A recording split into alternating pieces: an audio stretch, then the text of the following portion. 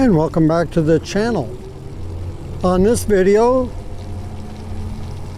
I want to talk about e-bikes and e-bike addiction, but first I wanted to give you a weather update here on how I'm riding here. It's a few drops coming down right now. The sun's trying to come out, but we've had crazy amounts of rain here. We are under a flood advisory and a wind advisory.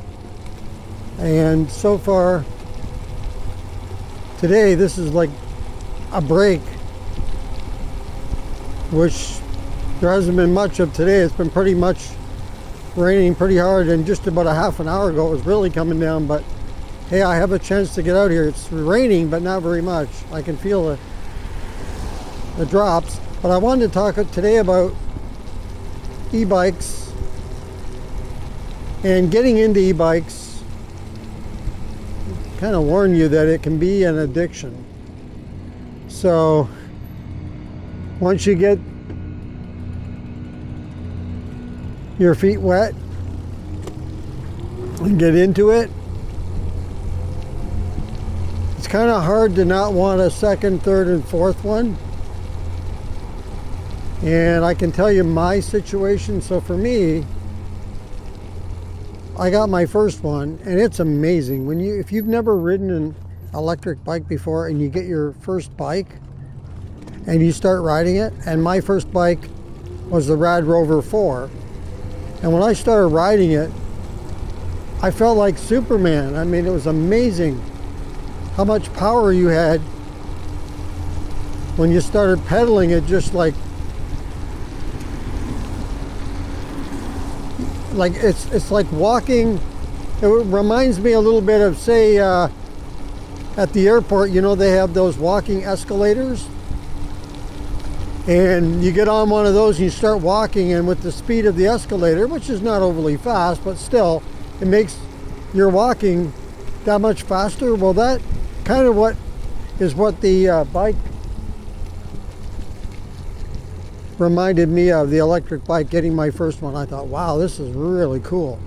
And you know, then you start getting into it more. I was always been a bike fan, but not electric. I never rode electric bikes until the Rad Rover 4. Never got a chance to try anyone else's bike. But if you ever do get a chance to try one, if you've never ridden an electric bike, just try it. I have yet to hear anybody say after riding one that they didn't like it. Not even one person. Like, everybody is, oh wow, these things are amazing, awesome. And pretty good bet, provided you have the money to do it, that you're going to want to buy one. Once you try one, they're that good.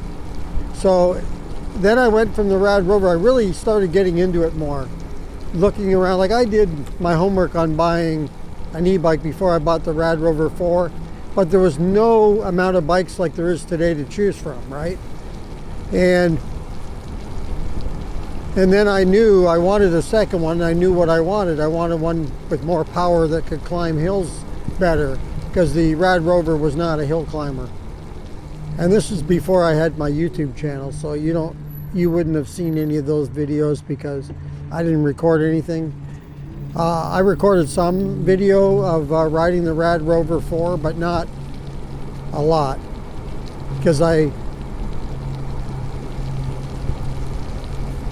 by then was getting into, like, the Aerial Rider Grizzly became my second bike. And even after that, for some reason, I just wasn't satisfied. And that was a really good bike, right? I no longer have it, so that's why I'm saying was. But, you know, then I just keep going. And then I get the Lyric Graffiti, the original Lyric Graffiti, which I still have. I no longer have the Rad Rover 4 or the Aerial Rider Grizzly. I sold the Aerial Rider Grizzly to my friend Keith and gave him the Rad Rover. That was his first electric bike. And then I got the Graffiti,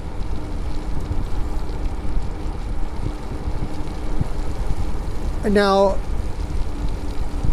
the reason why I got the Lyric Graffiti, the original, is because I just wanted another bike. I wanted a second bike because I started having issues at the time with the controllers. And if you look back at past videos on my channel, and if you're a regular watcher of my channel, you'll know what I mean if you've seen the videos of the Aerial Rider Grizzly, because I got lots of those. And I started having controller problems with one controller, because I primarily used the back motor, right, the most, and then when I wanted to hill climb or accelerate quickly, I would use both motors. So I, for the most part, used the back motor. Then when the controller started giving me issues, I started using the front motor more. And then that controller did the same thing. And so at that point, when that was all happening, I thought, you know, I wouldn't mind getting another bike as a backup. I still had the Rad Rover, but I didn't consider that any longer to be like one of my main bikes or anything like that, right? So I wanted one that still had more of what the Aerial Rider Grizzly had. And then I got the Lyric Graffiti, and my goodness, when I got that bike, and you know, I wasn't exactly sure what to expect. It was the same price. I paid the same price as I did for the Aerial Rider Grizzly, $3,300. I didn't have any discount or nothing. I paid full price for both bikes. And then once I started riding that bike though,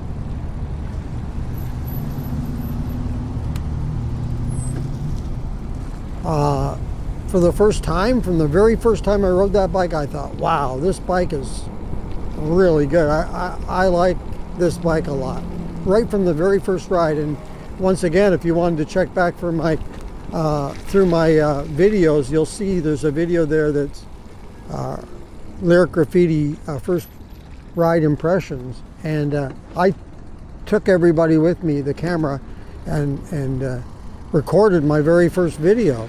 And I wanted to record it just like I did with this bike. I wanted to record it with you guys being able to watch my very first and my reactions to the bike. And I was really impressed. And so that became my go-to bike immediately. I really liked that bike. And so that became my absolute go-to bike. And so the Grizzly started to sit on the sideline. And that's why I eventually sold it to my friend Keith. I know he really liked the bike and stuff, and he used to come and we would go riding, and he would ride that bike because I was riding the Graffiti, and he didn't have a bike that kept up with that, right? The Rad Rover just wouldn't keep up if you wanted to go a little bit faster. And so eventually he got the Grizzly thanks to his wife, who surprised him and purchased the bike from me. And we surprised him with another video that's actually on the channel too, which was a lot of fun, and totally got him there. And then came this bike. No, wait, I should mention, before this bike, I got one. Ride One Up sent me a bike for review. So I was given that bike. I didn't purchase it. They gave me the Ride One Up Cafe Cruiser, which is an absolute wonderful bike. I really like that one too. It's a Class 3. And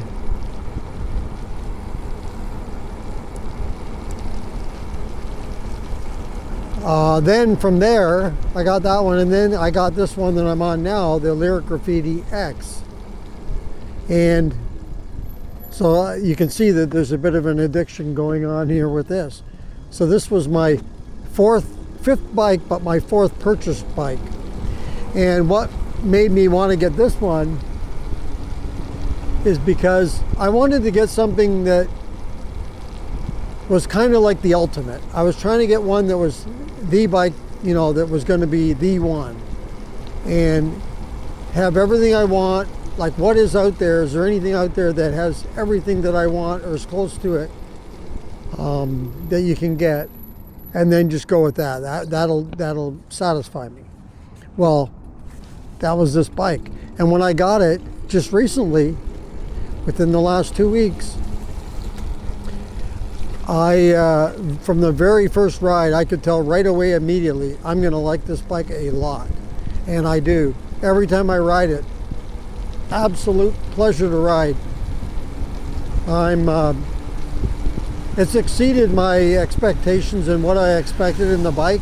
It's got everything. I can't think of anything really that I would want to be different on the bike too much. There are a couple of things.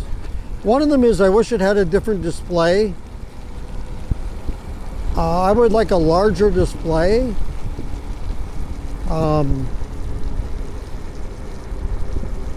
So that would be one thing. And then I'm trying to think what else. As far as performance of the bike, there's nothing yet.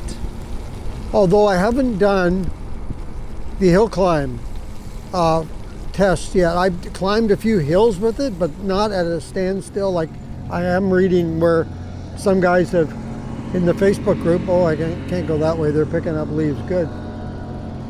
In the Facebook group for Lyric Cycles, which I'm a member of, some of the guys in there are saying that the bike is woeful at climbing hills from a standstill.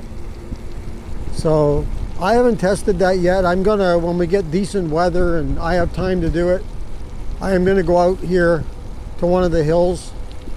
I have ridden on some hills with not stopped at the bottom of the hill kind of thing, and I was able to get up at no problem. In fact, the bike was accelerating, climbing, but I don't know what the grade percentage was of those hills. I did not, I don't have that measurement for those, so I don't know what it was. They were definitely hills. But anyway, so I need to test it for that. But so that altogether, though, as far as this bike goes, though, I can't think of too much yet that I don't like about it. I know a lot, too, have complained about the handlebars, and they've swapped out already and put risers or higher handlebars. I have not had that problem yet. Maybe because I'm shorter and I'm not reaching down. I'm just kind of like straight ahead for me, more or less. I just adjusted them, pulled them a little bit forward, to exactly where I wanted them, and that's it. They are a little bit wide. I'll say that. They're a little bit wider. But you get used to it. It doesn't bother me so much. I don't know. The only way I'm going to notice it more is if I do I haven't done a long ride on the bike yet. I've done a lot of short rides, and that's partly due to time constraints and weather. I mean, I don't want to ride real far when the weather's crappy like this. So I don't know when I'll do a extended distance ride, but that's where I might be more uncomfortable. I don't know. But so far, just ripping around a little bit like I am right now, I have not had an issue with the handlebars. But that's just me, right? We're all different. And so, but anyway, getting back to the addiction part. So I've had 5 bikes, 4 of them I purchased. And so the price that I paid for all the bikes combined is more than $11,000. So, and that's not counting any accessories if you buy any for the bike or anything like that. Just the straight price that I paid for the bikes.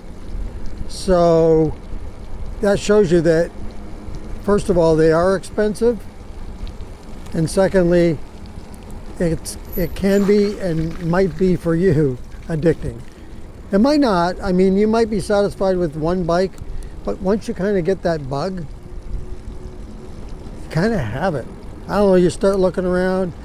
Like, I haven't looked around for another bike or anything like that, but you're always keeping your eyes open just to see what's out there. But you're also saying to yourself, or I am, No, you don't need another one. You don't need another one. But I'll never say never, because the second I say, you know what, this is my last bike, I'm never doing it again, 3 months down the road, I buy another one. So I'm not going to say that.